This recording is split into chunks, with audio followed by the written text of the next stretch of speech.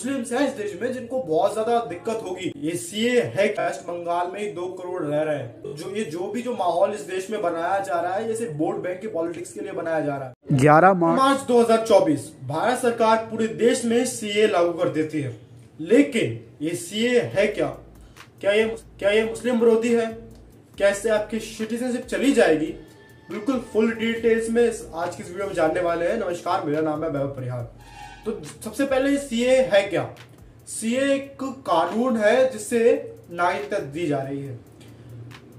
पाकिस्तान, अफगानिस्तान, बांग्लादेश से आए हुए हिंदू, सिख, बौद्ध, जैन, क्रिश्चियन और रशियन को इस देश में नागरिकता दी जाएगी अगर वो धार्मिक उत्पीड़न के कारण 31 दिसंबर 2014 तक इस देश में आ चुके हैं। तो अगर आपको नागरिकता चाहिए तो आपको पासपोर्ट या कोई वैलिड डॉक्यूमेंट दिखाना होगा, लेकिन अगर आपके पास ऐसा कोई भी डॉक्यूमेंट नहीं है तो आपको नेचुरलाइजेशन की प्रोसेस से भी जो है आपको नागरिकता दी जाएगी। नेशनलाइजेशन की जो प्रोसेस थी, पहले वो 12 साल की हुआ करती थी। 12 साल आपको देश में रहना होता था, उसके बाद आपको जो है नागरिकता मिलती थी, लेकिन आप उसको घटाकर 6 साल कर दिया गया। अगर आप 6 साल इस देश में रहते हैं तो भी आपको नागरिकता दी जाएगी। लेकिन जो टर्म है नेचुरलाइजेशन, वो है क्या? आइए थोड़ा उसको देखते हैं। नेचुरलाइजेशन मतलब ये है कि अगर आप कोई बाहर के देश के रहने वाले हैं और आपका इंडिया से कोई भी कनेक्शन नहीं है और आप भारत के नागरिक बनना चाहते हैं तो आपको नेचुरलाइजेशन की प्रोसेस से गुजरना होता है। अब बात आती है कि इतने सारे धर्म इसमें इंक्लूड किए गए, तो बस मुस्लिमों को क्यों उससे बाहर रखा गया? तो इसका बहुत अच्छा जवाब हमारे होम मिनिस्टर श्री अमित शाह जी ने बहुत अच्छे तरीके से दिया है। पहले आप उनकी बात सुन लीजिए, उसके बाद हम उनकी बातों का फैक्ट चेक करेंगे। अगर आप पारसी और ईसाइयों को ला सकते हैं तो मुसलमानों को क्यों नहीं? देखिए, मुस्लिम आबादी के लिए ही वो हिस्सा आज भारत का भाग नहीं है। वो भूमि इसीलिए दे दी गई थी। फिर तो हर देश से अव्यवस्था से जो आना चाहिए, इसके लिए भारत के दरवाजे खोल लो। भारत कहां बचता है? अखंड भारत के जो लोग हिस्सा थे और जिन पर धार्मिक प्रताड़ना हुई है, उसको शरण देना मैं मानता हूं हमारी नैतिक जिम्मेदारी है और हमारी कॉन्स्टिट्यूशनल रिस्पॉन्सिबिलिटी। और स्मिता जी, आप आंकड़े की गहराई में जाइए। जब विभाजन हुआ तब पाकिस्तान में 23% हिंदू थे, हिंदू और सिख थे। आज 3.7% बच गए। कहां गए सारे? इतने सारे तो यहां आए नहीं। धर्म परिवर्तन हुआ, अपमानित किया गया, दोयम दर्जे के नागरिक के नाते इनको रखा गया। कहां जाएंगे ये लोग? अमित शाह जी के अनुसार जो कि माइनॉरिटी का जो ग्राफ है पाकिस्तान, अफगानिस्तान और बांग्लादेश में, वो काफी तेजी से गिरा है, जो कि आप साफ साफ दे सकते हैं। जो कि आजादी के टाइम जो आज का बांग्लादेश है, उस टाइम का ईस्ट और वेस्ट पाकिस्तान 2 पार्ट हुआ करते थे। उनकी जो है माइनॉरिटी देखिए और आज की इनकी जो है माइनॉरिटी की संख्या देखिए। ग्राफ तो गिरा है और एक कड़वा सत्य है। क्या तो इन लोगों को वहां पर कन्वर्ट कर दिया गया?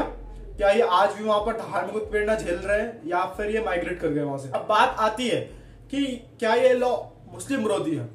तो देखो, सबसे पहले अगर ये मुस्लिम विरोधी लॉ होता तो ऑल इंडिया मुस्लिम जमात इसे स्वागत नहीं करती, इसका वेलकम नहीं करती। भारत सरकार ने सीए कानून लागू कर दिया है, उसकी नोटिफिकेशन जारी कर दी है।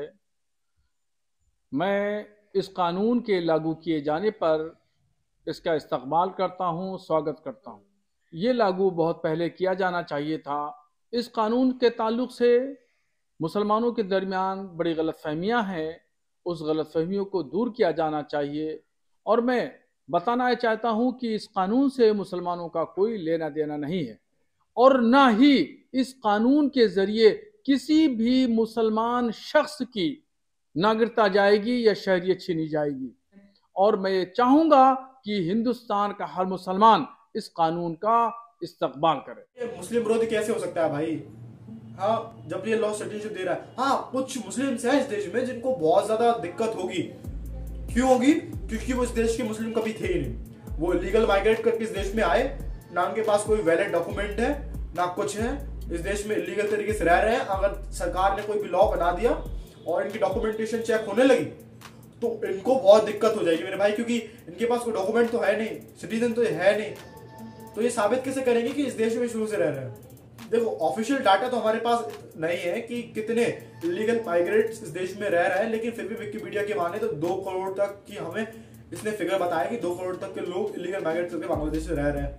लेकिन अगर आप अनऑफिशियल मांगे तो सिर्फ दिल्ली में 3 लाख के आसपास जो है लीगल माइग्रेंट्स रह रहे हैं और अकेले बंगाल में ही, वेस्ट बंगाल में ही 2 करोड़ रह रहे हैं। तो जो भी माहौल इस देश में बनाया जा रहा है, जैसे वोट बैंक की पॉलिटिक्स के लिए बनाया जा रहा है, क्योंकि आपको, मुझको या इस देश में रहने वाले किसी भी सिटीजन को ना एनआरसी से ना सीए से कोई दिक्कत होने वाली, क्योंकि हमारे पास वैलिड डॉक्यूमेंट्स हैं और जिनके पास वैलिड डॉक्यूमेंट्स नहीं है वो इस देश के सिटीजन हो कैसे सकते हैं। अब बात कर लेते हैं कि इससे आपकी नागरिकता चली जाएगी। मैंने पहले भी बोला ये एक्ट सिटीजनशिप देने के लिए, सिटीजनशिप लेने के लिए नहीं, तो यहाँ पे सवाल ही नहीं उठते कि सिटीजनशिप कैसे जाएगी भाई।